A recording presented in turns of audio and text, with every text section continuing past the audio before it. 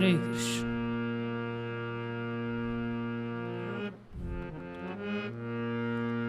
गुरुदेव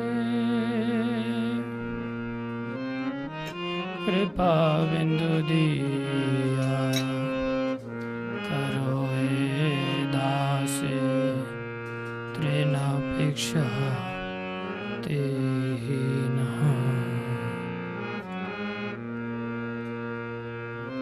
कृपा बिंदु दिया करो हे दासे तृणापेक्षा।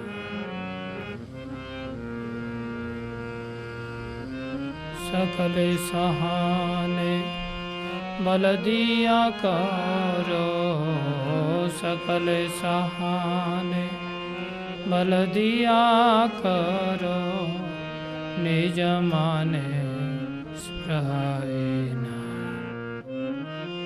निज माने स्पृहायना। गुरुदेव कृपा बिंदु दिया करो हे दास तृणापेक्षा हीना। कृपा बिंदु दिया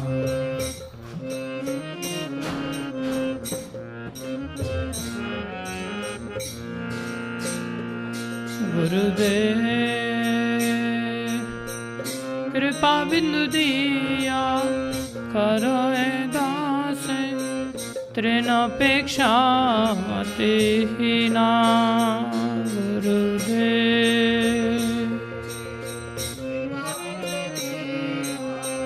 करो हे दास तृणापेक्षा तेना।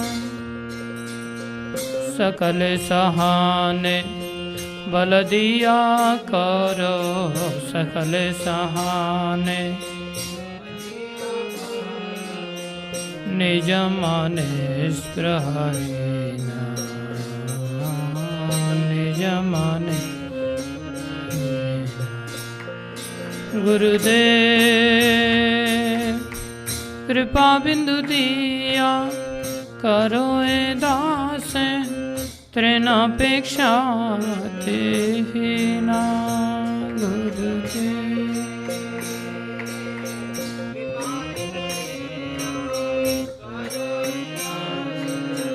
तृणापेक्षा तेना।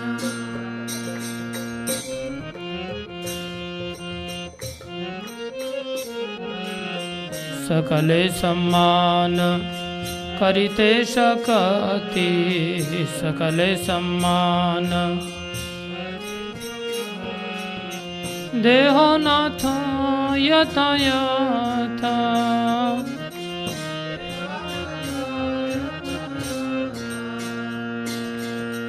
तबे तो गाइबो हरि नाम सुखे, तबे तो गाइबो, तबे तो गाइबो हरि नाम सुखे, तबे तो गाइबो अपराध हइबे हाथा, अपराध हइबे हाथा। गुरुदेव कृपा बिंदु दिया करो हे दास तृणापेक्षा तेना। कृपा बिंदु दिया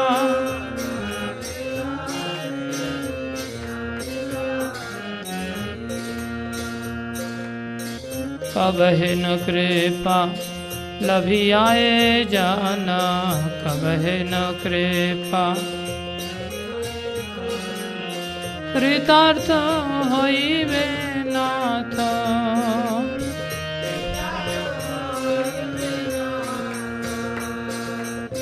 कृतार्थ होइबे नाथ, कृतार्थ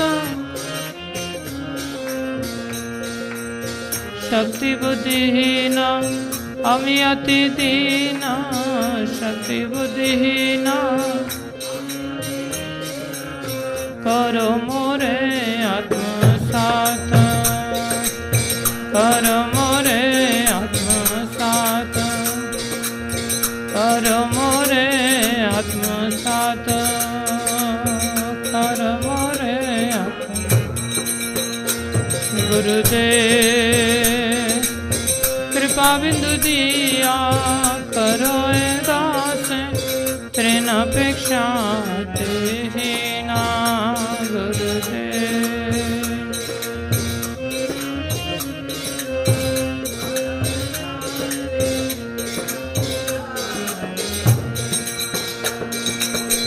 कब है न कृपा लभी आए जाना, कब है न कृपा कृतार्थ होइबे नाथ।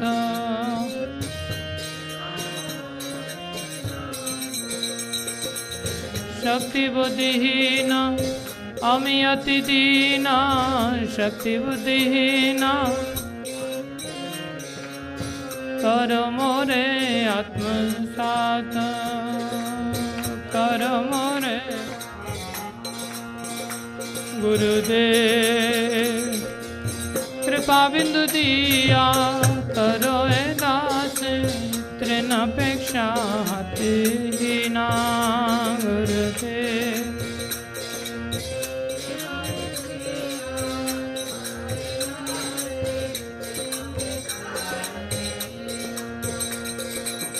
योग्यता विचारे किछु नाही पाए, योग्यता विचारे, योग्यता विचारे किछु नाही पाए, योग्यता विचारे तुम्हार करुणा सार,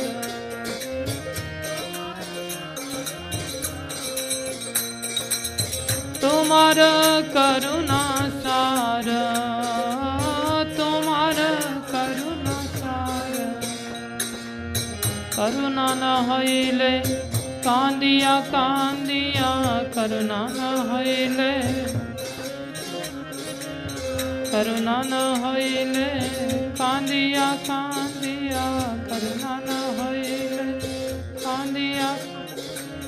प्राण न राखिबो आर, प्राण न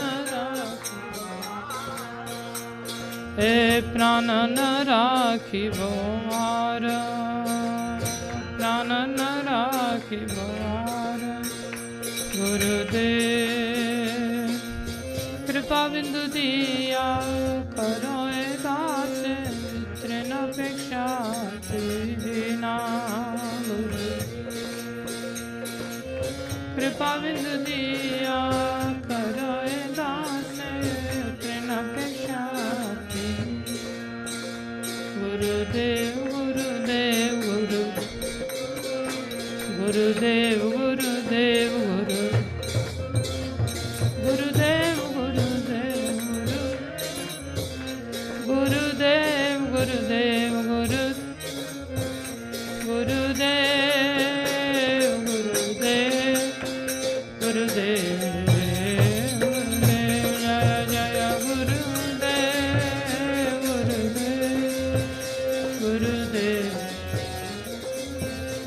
जय जय गुरुदेव गुरुदेव गुरुदेव गुरुदेव जय जय गुरुदेव गुरुदेव गुरुदेव।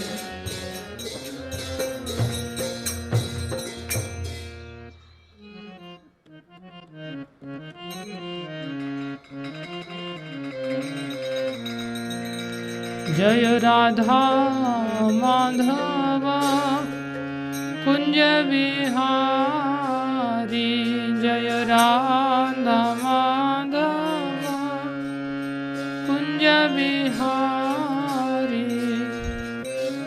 गोपी जन वल्लभ गिरधरधारी, गोपी जन वल्लभ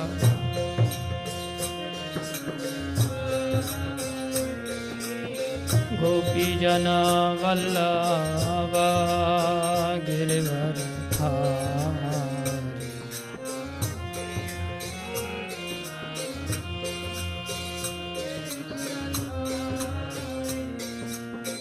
यशोदानंदन व्रज जन रंजन, यशोदानंदन यशोदानंदन व्रज जन रंजन, यशोदानंदन यशोदानंदन व्रज जन रंजन।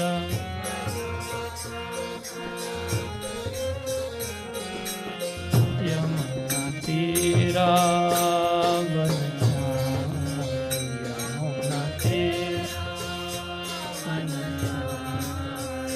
यमुना तीरा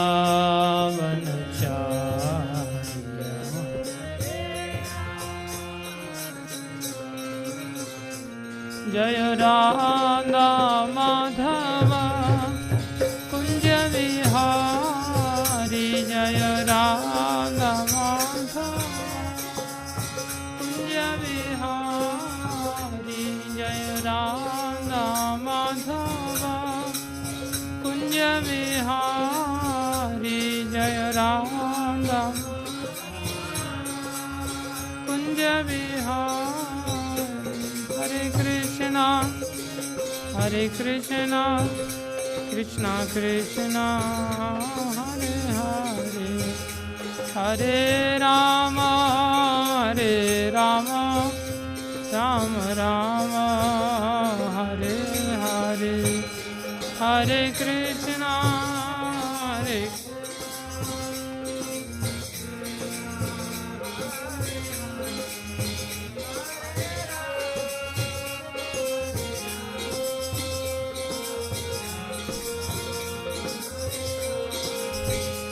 हरे कृष्णा कृष्णा कृष्णा हरे हरे, हरे राम राम राम हरे हरे, हरे कृष्णा कृष्णा हरे राम राम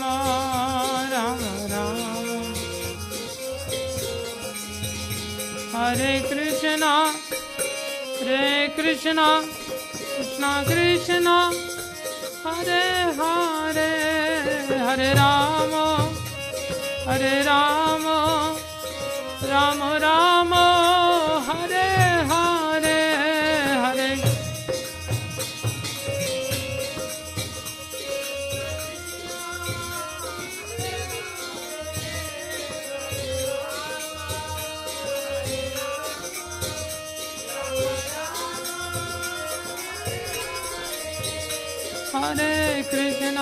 हरे कृष्णा कृष्णा हरे हरे, हरे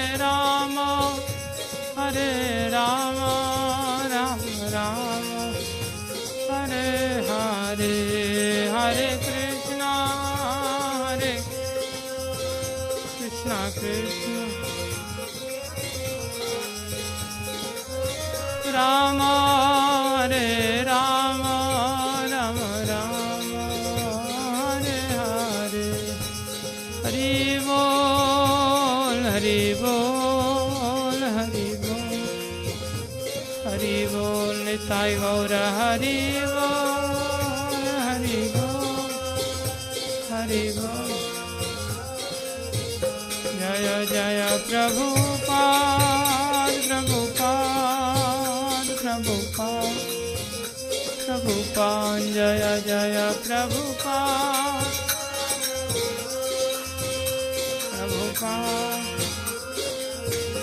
जय जय गुरुदेव गुरुदेव गुरुदेव गुरुदेव, जय जय गुरुदेव गुरुदेव, जय राधे जय राधे जय राधे, जय श्री राधे जय राधे।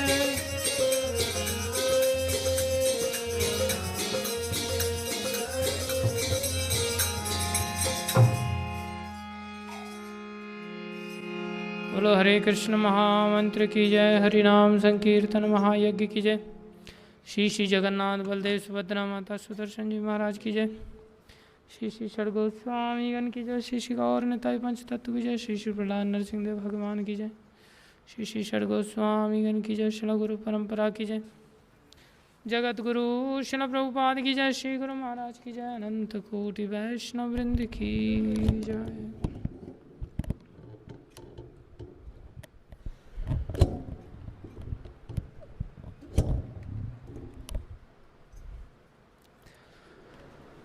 ओम नमो भगवते वासुदेवाय। ओम नमो भगवते वासुदेवाय।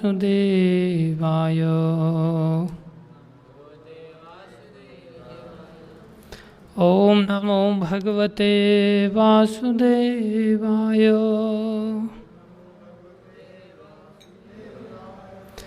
नारायणं नमस्कृत्यं नरं चैव नरोत्तमं देवीं सरस्वतीं व्यासं ततो जयमुद्धीरये।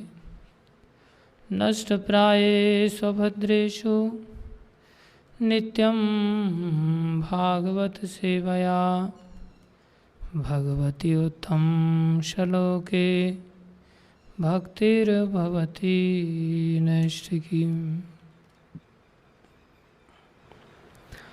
ओम ज्ञानं तिमिरन्धस्य ज्ञानञ्जनशलाकया चक्षुरुन्मीलितं येन तस्मै श्रीगुरुवे नमः। श्रीचैतन्यमनोभीष्टं स्थापितं येन भूतले स्वयं रूप कदा मह्यं ददाति स्वपदान्तिकं। वन्देऽहं श्रीगुरु श्रीयुतापदकमलं श्रीगुरुन् वैष्णवांश्च। श्रीरूपं साग्रजातं सहगना रघुनाथान्वितं तं सजीवं साद्वैतं सावधूतं परिजनसहितं कृष्णचैतन्यदेवं श्रीराधाकृष्णपदान् सहगणललिता श्रीविशाखान्वितांश्च। हे कृष्ण करुणा सिन्धु दीनबन्धो जगत्पते गोपेश गोपीकान्त श्रीराधाकान्त नमस्तुते। तप्त कांचन गौरंगी राधे वृंदावनेश्वरी वृषभानुसुते देवी प्रणमामि हरिप्रिये। वाञ्छाकल्पतरुभ्यश्च कृपा सिन्धुभ्यैव च पतितानां पावनेभ्यो वैष्णवेभ्यो नमो नमः। जय श्री कृष्ण चैतन्य प्रभो नित्यानंद श्री अद्वैत गदाधर शिवासादि गौर भक्तवृंद। हरे कृष्ण कृष्ण कृष्ण हरे हरे, हरे राम राम राम हरे हरे। हरे कृष्ण कृष्ण कृष्ण हरे हरे, हरे राम राम राम हरे हरे। हरे कृष्ण कृष्ण कृष्ण हरे हरे, हरे राम राम राम हरे हरे। गुरुवे गौरचन्द्राय राधिकाय तदालये कृष्णाय कृष्णभक्ताय तद्भक्ताय नमो नमः। हरे कृष्णा। आप सभी भक्तों का हार्दिक अभिनंदन है, स्वागत है। गुरु वैष्णवों की दया से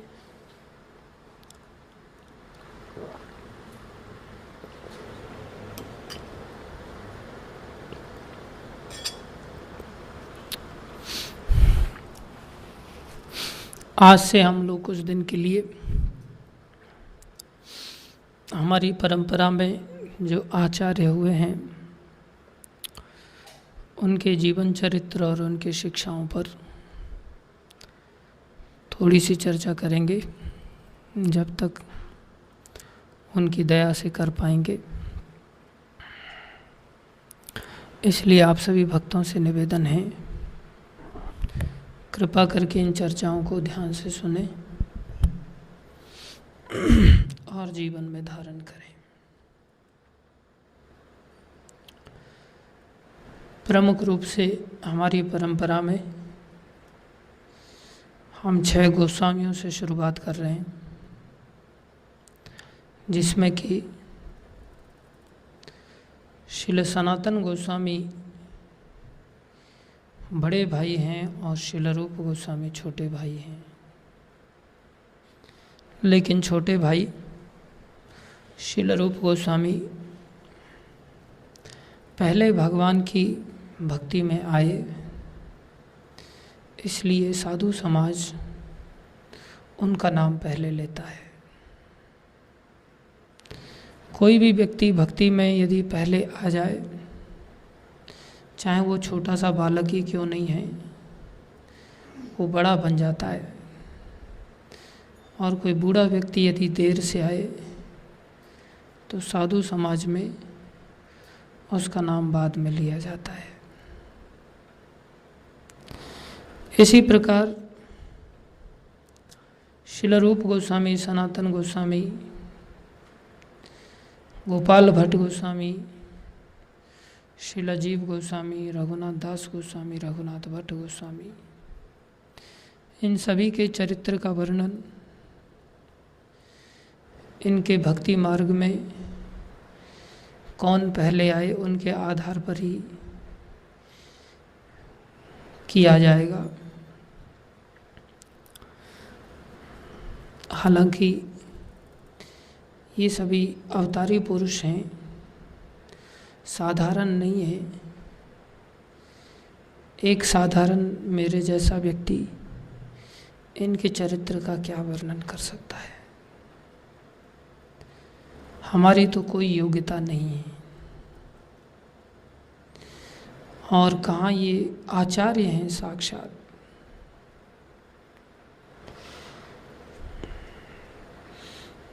लेकिन इनकी कृपा से थोड़ी बहुत अपनी शुद्धि के लिए वर्णन करने का प्रयास करेंगे, जिससे कि हम कुछ इनके चरित्र से अपने जीवन में कुछ उतार सकें, जीवन में ला सकें। और थोड़ा सा भी कुछ अगर लेके आ पाते हैं तो ये जीवन सार्थक हो सकता है।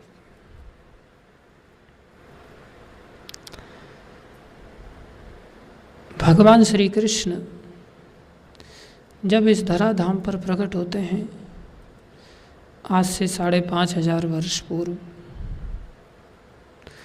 तो उन्होंने यहाँ पर अपने पार्षदों के साथ, ब्रजवासियों के साथ बड़ी मधुर मधुर लीलाओं का आस्वादन किया। प्रमुख रूप से राधा रानी के साथ। राधा रानी क्या है? राधा रानी कौन है? भगवान की शक्ति है।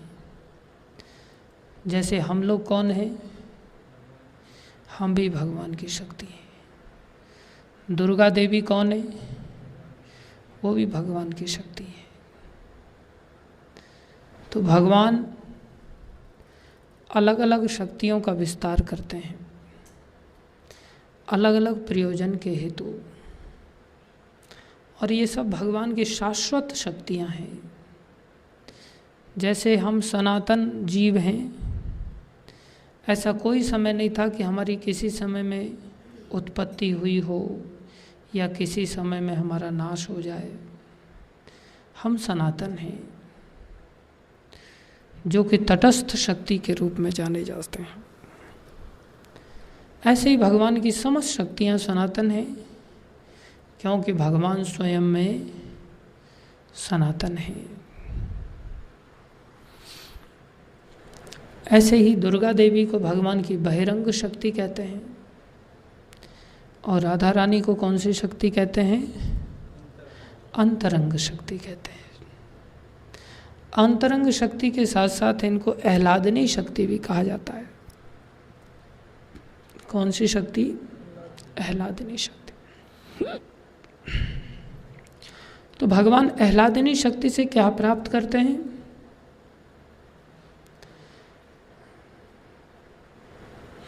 भगवान आह्लादनी शक्ति से क्या प्राप्त करते हैं? आह्लाद प्राप्त करते हैं, आनंद प्राप्त करते हैं। तो जो जीव है वो आह्लादनी शक्ति के अंतर्गत जब आ जाता है, जिसे दैवी शक्ति कहते हैं, तो भगवान उसको भक्त समझ करके उससे आनंद प्राप्त करते हैं और उनको आनंद प्रदान करते हैं। राधा और कृष्ण दोनों ही एक दूसरे से आनंद प्राप्त करते हैं और दोनों एक दूसरे को आनंद प्रदान करते हैं।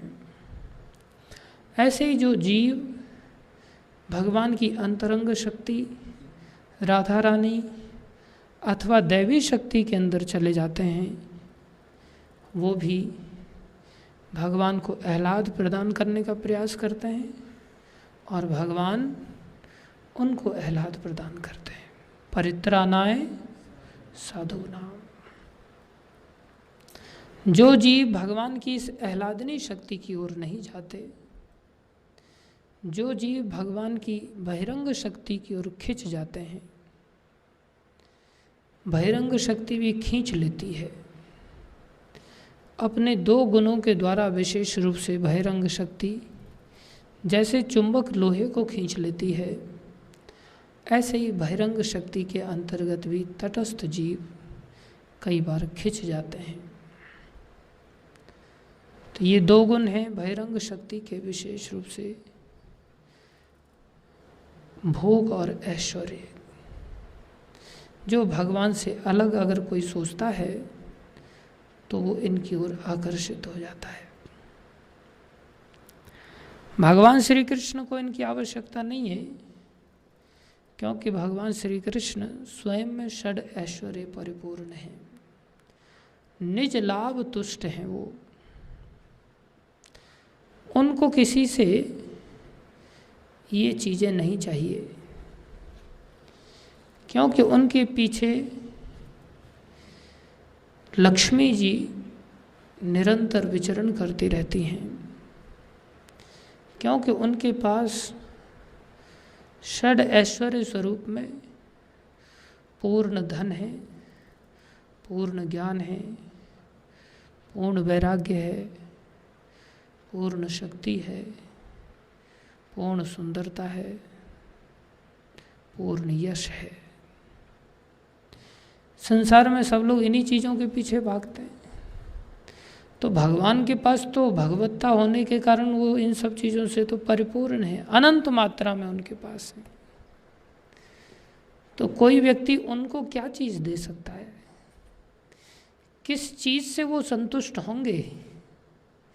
दूसरे शब्दों में क्या नहीं है उनके पास जो चीज़ को पा करके वो संतुष्ट होंगे? उनके पास तो सब कुछ है। उनके पास सब कुछ है। इसलिए कोई उनको धन से संतुष्ट नहीं कर सकता, कोई उनको अपनी विद्वता से संतुष्ट नहीं कर सकता, कोई उनको अपनी सुंदरता से संतुष्ट नहीं कर सकता, कोई उनको अपने वैराग्य से संतुष्ट नहीं कर सकता, कोई उनको अपने यश से संतुष्ट नहीं कर सकता, कोई अपनी ताकत से संतुष्ट नहीं कर सकता। कोई सोचे मैं भगवान का दुश्मन बन जाता हूँ, किसकी सामर्थ्य है जो भगवान का दुश्मन बन सके? इसलिए भगवान निज लाभ तुष्ट हैं, वो निज लाभ तुष्ट भगवान। हाँ कहो।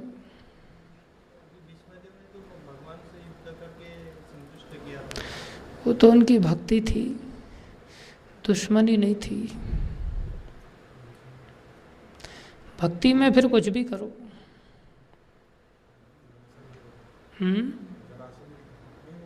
युद्ध तो फिर बहुतों ने भगवान के साथ लड़ा, लेकिन कोई क्यों नहीं संतुष्ट कर पाया?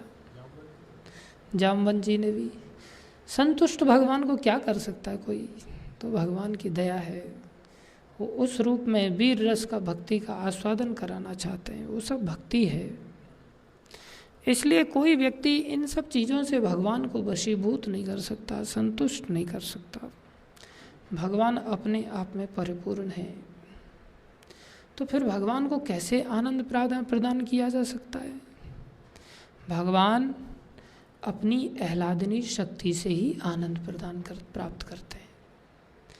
भगवान आपके पराठों से, आप सोचो कि आज जैसे आप अपने आप में संतुष्ट हो जाते हो, पनीर की सब्जी वगैरह मिल जाए या किसी दिन गोलगप्पे मिल जाए, और अगर भक्तों में से किसी को गोलगप्पे मिल जाते हैं, किसी को खीर मिल जाती है, कुछ लोगों को नहीं मिल पाता, तो वो लोग बेचारे चिढ़ जाते हैं, आज हमें नहीं लेके गए आप उस घर में, उस गृहस्थी व्यक्ति के घर में, और इन सब भक्तों को ले गए, इन सबको ये सब व्यंजन प्राप्त हो गए, हम छूट गए।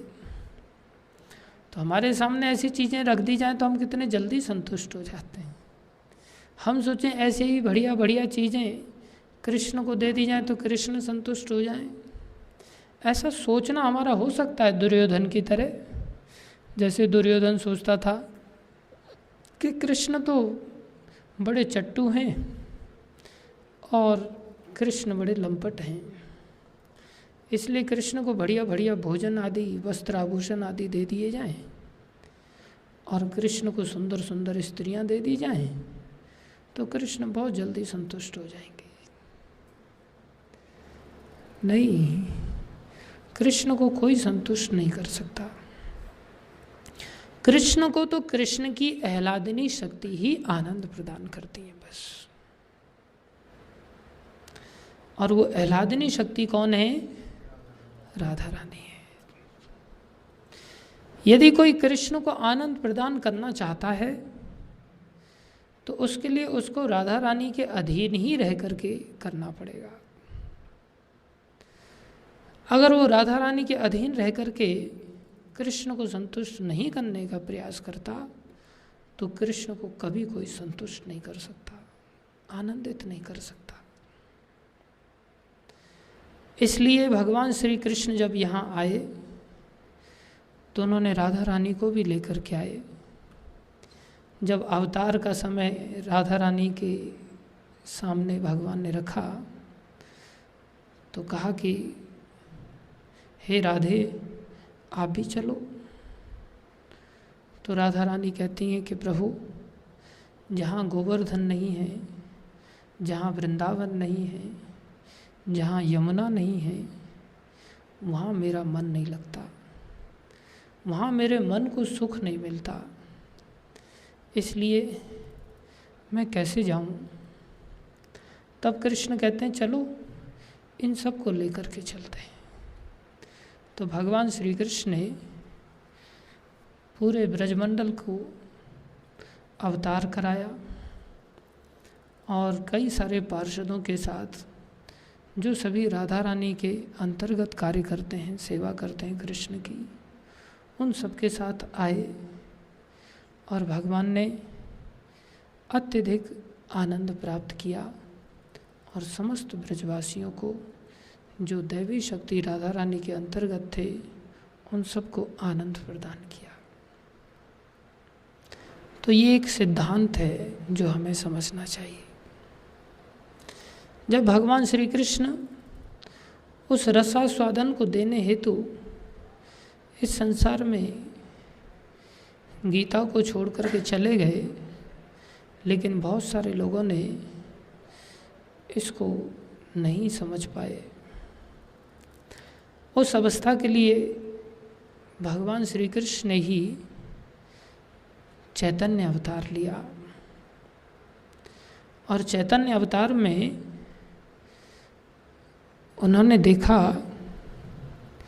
कि कृष्ण अवतार में तो मैंने राधा रानी से आनंद प्राप्त किया, कृष्ण अवतार में तो मैंने राधा रानी जो मेरी आह्लादनी शक्ति हैं और उनके अंतर्गत जितने भी भक्त हैं, जैसे यशोदा मैया हैं, नंद बाबा हैं, सब जितने भी गोप ग्वाल बाल सब गायें, समस्त ब्रज राधा रानी की शक्ति के अंतर्गत कार्य करता है। तो मैंने तो इन सब से अत्यधिक आनंद लिया, ऐसा आनंद लिया, ब्रज रस का ऐसा आस्वादन किया कि ऐसा आस्वादन द्वारिका में 16,108 रानियों के सानिध्य में नहीं मिला, जो कृष्ण को निरंतर हर प्रकार की सेवा के लिए तत्पर रहती थी, जो समस्त गुणों से संपन्न थी, गुणों की खान थी। लेकिन राधा रानी ने मुझसे कैसा आनंद प्राप्त किया, उसका आस्वादन करने हेतु कि राधा रानी को मुझसे क्या प्राप्त होता है। जैसे राधा रानी आह्लादनी शक्ति हैं, वैसे ही कृष्ण आनंद घन है। कृष्ण क्या है? आनंद घन है। कृष्ण भी आनंद की घनीभूत अवस्था है। तो राधा रानी को कृष्ण कौन सा आनंद प्रदान करते हैं, जिसके चलते राधा रानी, समस्त गोपियाँ, समस्त ब्रजवासी, समस्त भक्त लोग, ये सभी अपना सर्वस्व त्याग करने के लिए तत्पर रहते हैं। इनको जन्म पर्यंत संसार में जन्म भी लेने से भय नहीं होता। ये कैसा रसास्वादन प्राप्त करते हैं। उस आस्वादन के लिए भगवान ने चैतन्य अवतार लिया, जिसमें कि राधा रानी के भाव को उन्होंने ग्रहण किया और अपनी ही भक्ति किया। कृष्ण की ही भक्ति स्वयं श्री कृष्ण ने राधा रानी का भाव ग्रहण करके किया।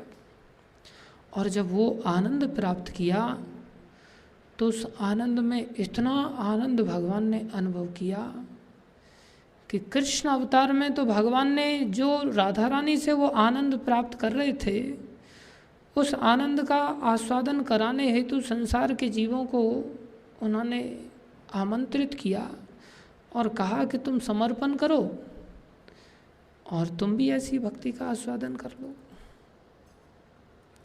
सर्वधर्मान परित्यज्य मामेकम शरणं व्रज अहम त्वाम सर्व पापेभ्यो मोक्षयिष्यामि मा शुचः।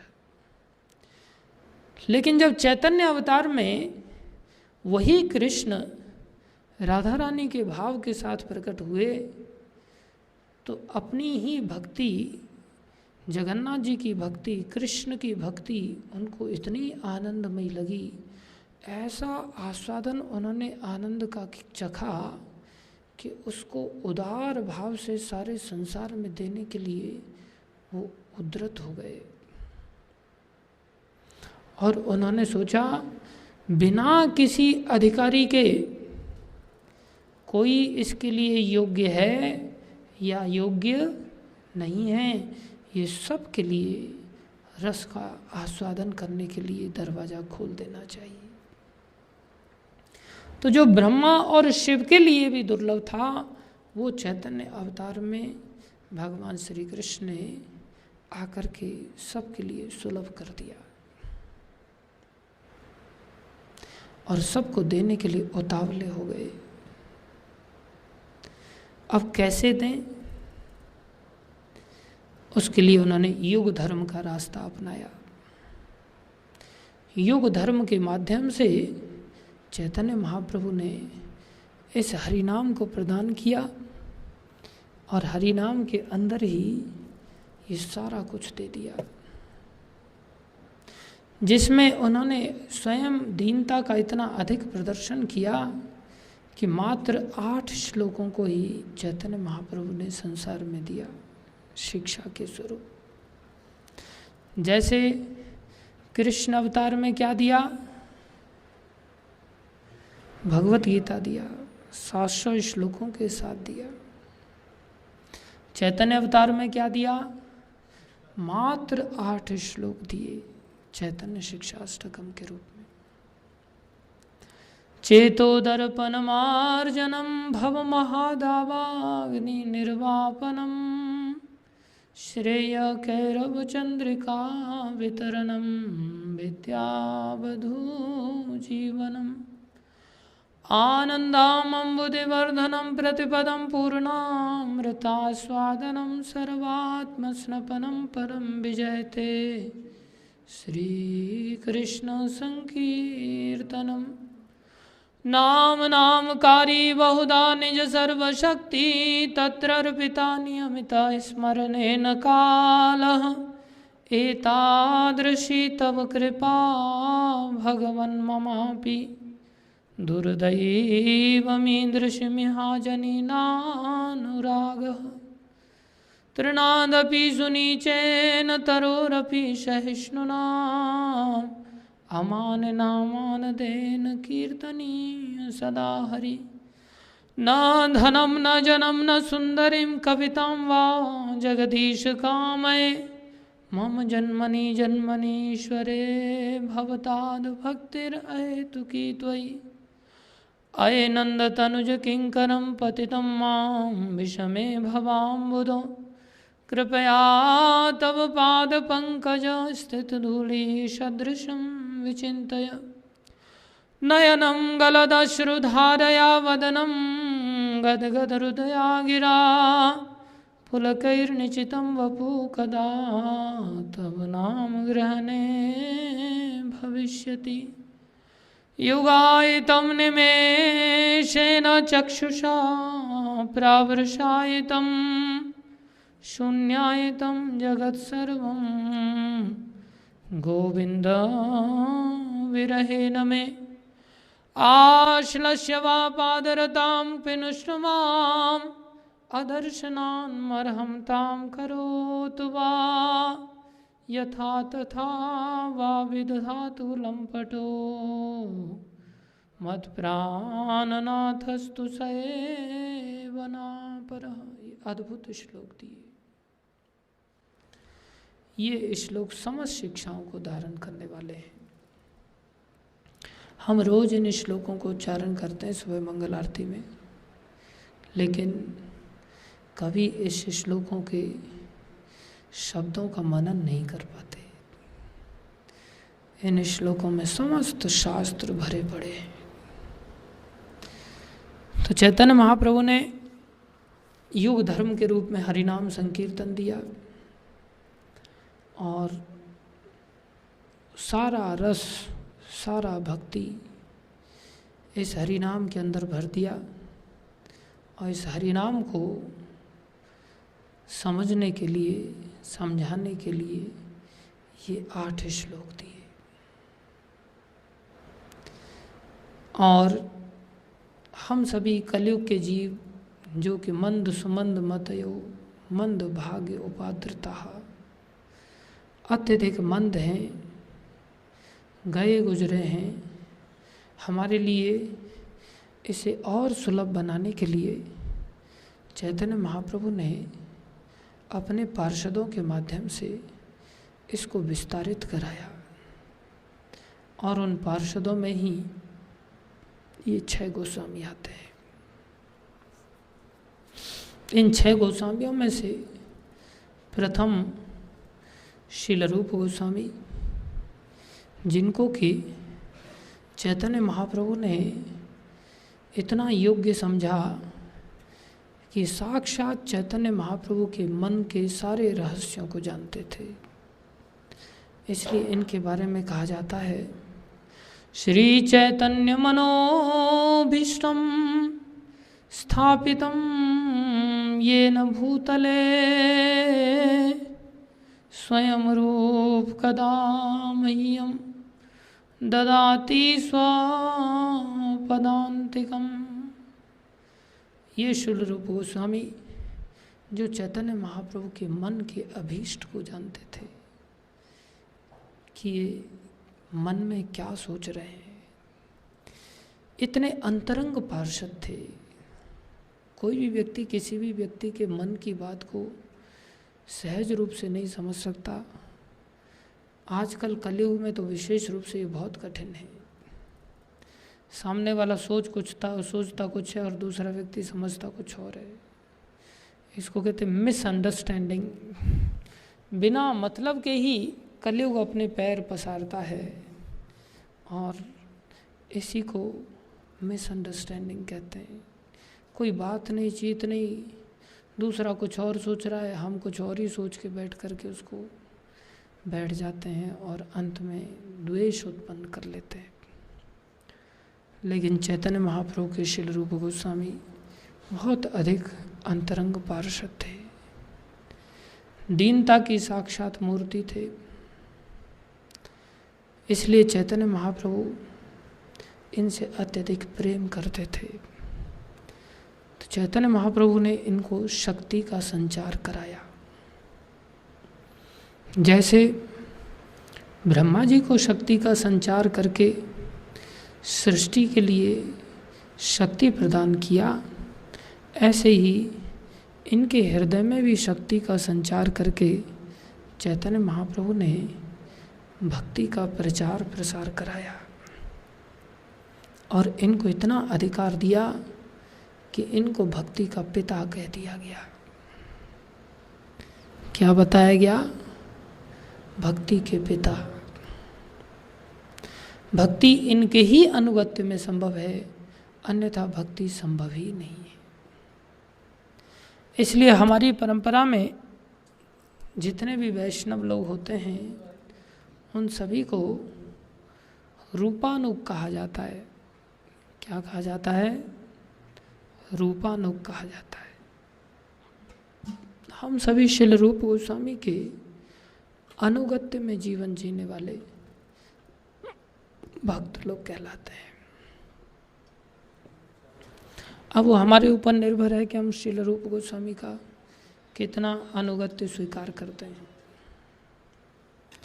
तो श्रील रूप गोस्वामी के माध्यम से इन्होंने भक्ति के सारे सिद्धांतों का अपने अनेकों ग्रंथों में बड़ा विशद वर्णन कराया, और वर्णन ही नहीं कराया, इन्होंने उन सब चीज़ों को अपने आचरण में उतार के दिखाया। इसलिए आचार्य कहलाते हैं। भक्ति के पिता, भक्ति के समस्त रहस्यों को देने वाले, भक्ति की समस्त जानकारी, समस्त समझ को देने वाले, और आचार्य इसलिए क्योंकि इन्होंने उन सब चीज़ों को अपने आचरण में उतार के दिखाया। भाषण तो हम जैसे बहुत दे लेते हैं, जैसे आपके सामने मैं बैठा हुआ हूँ, तो भाषण देना सहज है, लेकिन चीज़ों को अपने आचरण में उतार करके बताना इतना सहज नहीं होता। इसलिए बिना भाषण के भी लोगों में परिवर्तन आ जाता है। उसको कहते हैं example is better than precept. Example बहुत सारा प्रेस्क्रिप्शन देने से अच्छा है। तो बहुत लंबा भाषण दें, उससे अच्छा है हम अपने जीवन में एक क्रिया को उतार के दिखा दें। यदि उतार के दिखा देते हैं तो सब लोग बड़ी सहजता से उसे पालन कर लेते हैं। तो इन्होंने हर चीज़ को, हर शब्द को जो इन्होंने लिखा, जो इन्होंने बताया, उन सारे शब्दों को अपने जीवन में उतार के दिखाया। तो इसलिए इन्हें आचार्य भी कहा जाता है। और प्रभुपाद जी ने इनकी समाधि पर रह कर के इनकी कृपा को प्राप्त किया, क्योंकि ये आंदोलन चैतन्य महाप्रभु का था। इसको सारे संसार में फैलाने के लिए कोई भी वैष्णव संसार से नाश को प्राप्त नहीं होते, ऐसा भगवत गीता में भगवान का वचन है कि मेरे भक्तों का कभी नाश नहीं होता। अर्जुन, तुम जाकर के घोषणा कर दो, न मे भक्ता प्रणश्यति कौन्तेय प्रतिजानी ही। मेरे भक्त का कभी नाश नहीं होता। तो जो वैष्णव होते हैं अपनी समाधि में हमेशा के लिए विराजमान रहते हैं। तो श्रील रूप गोस्वामी की समाधि जो दामोदर मंदिर में है वृंदावन में, वहाँ पर रह कर के प्रभुपाद जी ने इनकी समाधि पर बहुत लंबे समय तक सेवा किया। और प्रभुपाद जी ने अनुभव किया कि श्रील रूप गोस्वामी की समाधि से अचानक से ही एक प्रकाश पुंज निकला और वो प्रभुपाद जी के अंदर प्रवेश किया। तब प्रभुपाद जी ने विचार किया कि मुझे श्रील रूप गोस्वामी की कृपा प्राप्त हुई। ऐसे ही नहीं कि एक दिन मांगने से कृपा मिल जाए, भाई हमारे ऊपर कृपा कर दो। उसके लिए हमें आज्ञा पालन करना होता है, तपस्या करनी होती है, सेवा करनी होती है। तो श्रील रूप गोस्वामी की समाधि पर श्रील प्रभुपाद ने निरंतर सेवा किया, रात रात भर जाग कर के सेवा करते थे। तो उससे पता चलता है कि कितना आवश्यक होता है। और फिर इन्हीं रूप गोस्वामी की कृपा प्राप्त करके प्रभुपाद जी ने इस आंदोलन की शुरुआत की। और आंदोलन की शुरुआत करके उन्होंने सारे संसार में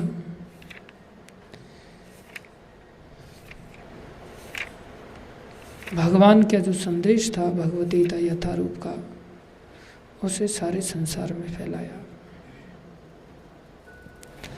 इसलिए हम सभी को प्रभुपाद जी का ऋणी होना चाहिए। और साथ में ही श्रील रूप गोस्वामी प्रभुपाद का, जिन्होंने इस संसार में चैतन्य महाप्रभु की साक्षात कृपा को अपने ग्रंथों के माध्यम से, अपने जीवन चरित्र के माध्यम से हम सभी को वितरित कराया। तो श्रील रूप गोस्वामी कौन हैं, कैसे अचानक से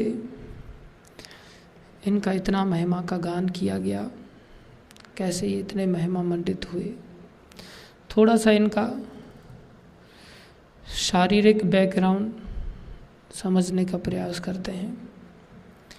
ये मुख्य रूप से इनके पूर्वज कर्नाटक के निवासी थे। कर्नाटक के निवासी में कोई साधारण परिवार में नहीं थे। इनके पूर्वज राजा थे। सर्वज्ञ जगत गुरु नाम से एक कर्नाटक के राजा थे, जो बहुत यजुर्वेद के प्रकांड विद्वान थे, भगवान की आराधना करते थे। इन्हीं के ही वंश में आगे चल कर के एक अनिरुद्ध नाम के बालक उत्पन्न हुए। और अनिरुद्ध जी भी, ये भी बड़े अच्छे वैष्णव थे। इनके दो संतानें हुई। एक हरिहर नाम का बालक हुआ जो छोटा था, और एक रूपेश्वर जी थे, ये बड़े पुत्र थे अनिरुद्ध जी के। हरिहर ये सभी जो सैन्य विद्या होती है उसमें निपुण थे। और रूपेश्वर जी ये बड़े शास्त्रों के ज्ञाता महान भक्त थे। अनिरुद्ध जी का जैसे ही निधन हुआ, हरिहर जी ने शासन करना आरंभ किया जो छोटे थे, और रूपेश्वर जी ने वहाँ से वो स्थान छोड़ दिया और बंगाल आ गए। रूपेश्वर जी के ही आगे चल कर के वंश में एक बालक उत्पन्न हुए, कुमारदेव, और कुमारदेव के ही कई संतानें थीं, और कई संतानों में ये 3 प्रमुख संतानें प्रसिद्ध हुईं, अमर और संतोष और वल्लभ। ये 3 संतानें प्रमुख थीं। यही 3 संतानें रूप, सनातन और अनुपम के नाम से प्रसिद्ध हुई। तो कुमारदेव जी अपने परिवार में थोड़ा सा झगड़ा या अनबन होने के कारण बांग्लादेश चले गए, और बांग्लादेश में ही उनकी इन संतानों का उन्होंने पालन पोषण किया। ये प्रकांड विद्वान थे। बांग्लादेश रहते हुए ही विचरण करते थे ये। तो एक बार इनकी भेंट हुसैन शाह से हुई। ये हुसैन शाह एक छोटा सा बालक था, और ये मुसलमान बालक था। उस समय बंगाल पर राज्य करते थे सुबुद्धि राय। ये भी बड़े धर्मात्मा वैष्णव थे। सुबुद्धि राय के अंतर्गत ये बालक नौकरी करता था, नौकर था। तो इनकी भेंट रूप सनातन से हुई। ये ज्योतिष के आचार्य थे। इन्होंने इसको देखते ही कह दिया, आने वाले समय में तुम इस देश के राजा बनोगे। तो ये बड़ा आश्चर्य में डूब गया, मैं तो नौकर हूँ, राजा कैसे बनूंगा। और ये नौकर बहुत ज़्यादा चरित्रवान नहीं था। इसने सुबुद्धि राय के यहाँ बहुत बड़ी चोरी किया, लेकिन सुबुद्धि राय इतने परम वैष्णव थे कि उन्होंने इसकी चोरी को 1 कोड़ा मार करके क्षमा कर दिया था। 1 कोड़े का दंड दिया था बस। इसलिए अपने आप को सुबुद्धि राय का बहुत ऋणी समझता था ये। और फिर सारे ही संसार में मुसलमानी शासन फैलने लगा, और फिर बंगाल में भी मुसलमानों ने अपने प्रतिनिधि के रूप में इसी को राजा बना दिया, और सुबुद्धि राय को पदच्युत कर दिया, और नवाब हुसैन शाह वहाँ का बादशाह बन गया। नवाब हुसैन शाह इनकी विद्वता से प्रसिद्ध था, जानता था। इसलिए नवाब हुसैन शाह ने इनको ये देख करके कि ये भविष्यवेत्ता हैं, ये मेरे शासन को बहुत अच्छी तरह से चला पाएंगे, मैं तो मूर्ख हूँ, मेरे को तो कोई अकल है नहीं। इन दोनों भाइयों को जबरन बुला लिया और धमकाया कि यदि आप मेरे शासन व्यवस्था में सहयोग नहीं करोगे तो मैं हिंदुओं का, वैष्णवों का धर्म भ्रष्ट करूँगा, उनकी हत्याएं करूँगा, अत्याचार करूँगा, मंदिरों को ध्वस्त करूँगा। तब इन्होंने समाज की भलाई के लिए इसके यहाँ पर सेवा को स्वीकार किया, और सेवा कोई साधारण नहीं थी। इनमें से जो रूप गोस्वामी थे उनको फाइनेंस मिनिस्टर बनाया, और सनातन गोस्वामी को प्राइम मिनिस्टर बनाया गया। सनातन गोस्वामी को दबीर खास और रूप गोस्वामी को साखर मल्लिक, ये उस समय की प्राइम मिनिस्टर और फाइनेंस मिनिस्टर की उपाधियों के नाम होते थे। तो सनातन गोस्वामी का क्या नाम रख दिया गया? दबीर खास, मतलब खास दबीर जो है, मंत्रिमंडल के, प्राइम मिनिस्टर, और इनको कहा आप मेरे बिल्कुल भाई की तरह हो, वास्तव में शासन तो आप ही कर सकते हो, मेरे अंदर तो सामर्थ्य है ही नहीं, मुझे आप लोगों पर पूर्ण विश्वास है। और इस प्रकार से इनको राजा बना दिया गया। मूलतः ये कर्नाटक में, दक्षिण भारत में, सारस्वत ब्राह्मण परिवार में भारद्वाज कुल के अंतर्गत प्रकट हुए थे। भारद्वाज ऋषि के वंशज थे।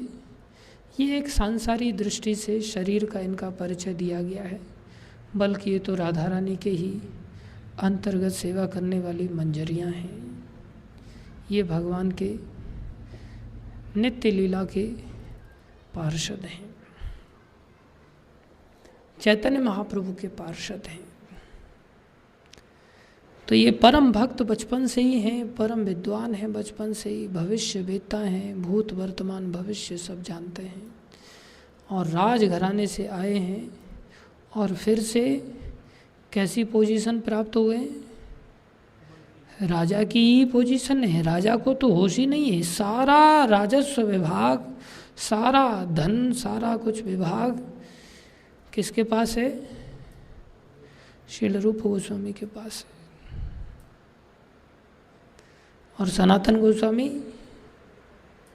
प्राइम मिनिस्टर है, और राजा सिर्फ अय्याशी करता अपना, इधर उधर सैनिक लेकर के चढ़ाई करता रहता है।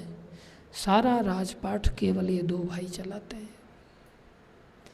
किसी चीज़ का अभाव है इनके पास? किसी चीज़ का भी अभाव नहीं। लेकिन इस नौकरी को भी, इस राज सिंहासन का भोग ना करके निरंतर भक्ति की लालसा में चैतन्य महाप्रभु का चरणाश्रय पाना चाहते हैं। इसलिए वहाँ से नौकरी करते हुए चैतन्य महाप्रभु के अनुयायी बनने के लिए चैतन्य महाप्रभु को इन दोनों भाइयों ने अनेक पत्र लिखे कि हम आपकी शरण में आना चाहते हैं, हम भक्ति करना चाहते हैं, आप हमारे ऊपर कृपा करके हमें कृतार्थ कीजिए। आजकल हमारी स्थिति जो है, नारी मुई संपत्ति नाशी, मूड मुड़ाए भय सन्यासी। पत्नी है नहीं, संपत्ति का नाश हो गया है, सर मुड़ा के सन्यासी बन जाओ। या नौकरी करने के लिए गए, नौकरी में 4 पैसा ठीक से मिल नहीं रहा है, घर चल नहीं रहा है, छोड़ो नौकरी। या बिजनेस करने के लिए गए, बिजनेस भी चला नहीं ठीक से, दिए भी फूट गए। लोग तरह तरह के बिजनेस करने जाते हैं। तो क्या करें भाई, चलो भक्त बन जाते हैं, भक्ति के मार्ग का चयन करते हैं। और भक्ति में भी कौन सा मार्ग का चयन करना है? प्रभुपाद जी हमें खिलाएंगे पिलाएंगे, हाँ, कमाएगी दुनिया, खाएंगे हम, ये भक्ति। ऊपर से डिमांड करेंगे, कब तक लौकी, पत्ता गोभी, गंगा फल, यही सब्जी खाते रहेंगे बस।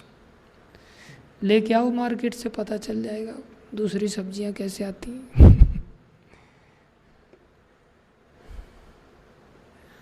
इसलिए भक्ति भी कैसी हमारी, हाँ, डिमांडिंग भक्ति। भक्ति करने से पहले ही ठाकुर जी को क्लेम करते, क्या खिला रहे हो आप हमें?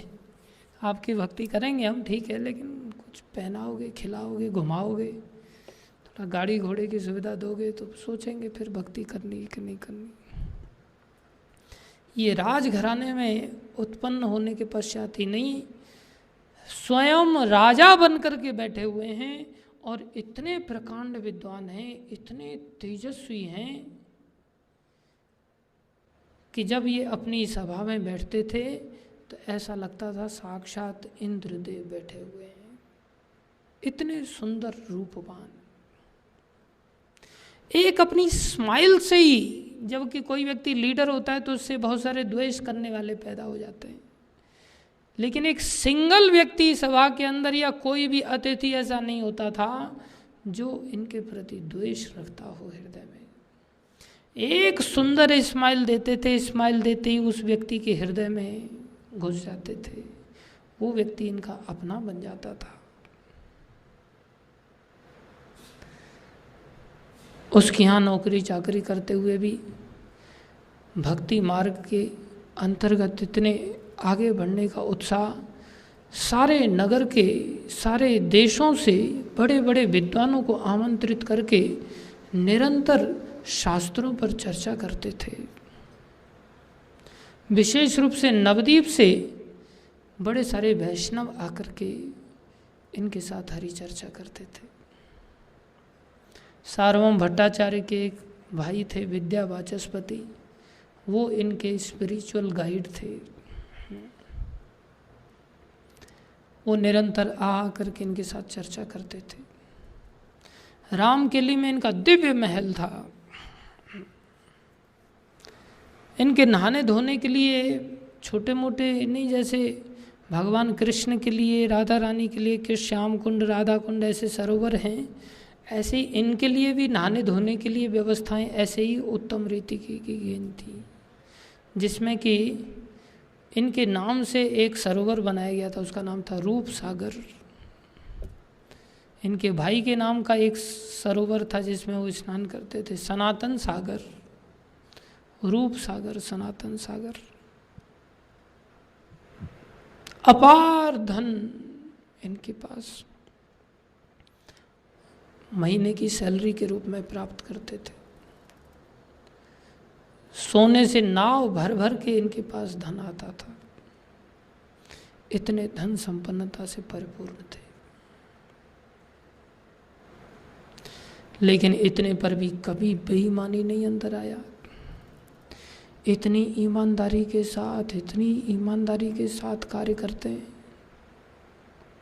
कि एक दिन हिसाब लगा रहे हैं सब चीज़ों को, तो रात गुजर रही है लेकिन हिसाब बैठ नहीं रहा है। ये नहीं कि सब कुछ तो हम ही देख रहे हैं, हमें कौन पूछने वाला है। सारी रात हिसाब बैठ नहीं रहा है, थक गए तो सेवक से कहते हैं भाई थोड़ा शरबत पिला दो। तो शरबत लेकर के आया, शरबत पी लिया। सुबह में सेवक देखता है कि मैंने तो बूरा घोलने के बजाय मैदा घोल के पिला दिया इनको रात्रि के अंधकार में। बूरे का पात्र जो मीठा करता है वो तो ऐसे कैसे ही रखा है। जाकर के चरणों में गिर पड़े, मुझे क्षमा कर दो। बोले लेकिन हुआ क्या है? बोले आप जानते हुए भी ऐसा प्रश्न कर, नहीं बताओ तो सही हुआ क्या, आप हमें क्षमा दान दे दो। नहीं बताओ तो सही हुआ क्या, नहीं आप हमें अभय दान दो, तभी हम बताएंगे। चलो जाओ, दिया अभय दान दिया, अब बताओ क्या हुआ। बोले हमने आपको रात्रि में बूरा घोलने के बजाय मैदा घोल के पिला दिया। इतना सुनते ही आश्चर्य में डूब गए। ओहो, हम संसार में इतने तल्लीन हो गए कि हमें यही एहसास नहीं रहा कि हम शरबत पी रहे हैं या हम मैदा पी रहे हैं। इस घटना ने उनको झकझोर दिया और सोचने लगे ऐसी तल्लीनता यदि कृष्ण में हो जाती तो हमें कृष्ण मिल जाते। और उसी समय श्रील रूप गोस्वामी ने संसार के त्याग का संकल्प ले लिया। तो रूप गोस्वामी का चरित्र काफ़ी बड़ा है, तो ये उनका संक्षेप में थोड़ा सा बैकग्राउंड हमने कहने का प्रयास किया। तो हम और थोड़ा सा आने वाले समय में इनके चरित्र को देखेंगे, समझेंगे। बहुत सुंदर सुंदर घटनाएं हैं इनके चरित्र में। तो धीरे धीरे करके थोड़ी थोड़ी चर्चा इन 6 गोस्वामियों की हम आने वाले दिनों में श्रवण करेंगे इनकी कृपा से। और परीक्षा भी लेंगे फिर। इसलिए आप सभी लोग नित्य प्रति आकर के श्रवण कीजिए और इन बातों को याद रखने के लिए आप इनको लिख भी सकते हैं। ऑनलाइन वालों के लिए भी परीक्षा हो जाएगी, उनको भी परीक्षा पत्र दे दिया जाएगा। तो सारी बातों का आप सभी ध्यान से सुनिए और इनके कृपा पात्र बनिए। धन्यवाद आप सभी भक्तों का। श्रील रूप गोस्वामी प्रभुपाद की जय, जगत गुरु श्रील प्रभुपाद की जय, श्री गुरु महाराज की जय, अनंत कोटि वैष्णव वृंद की जय, आप सब भक्तों की जय।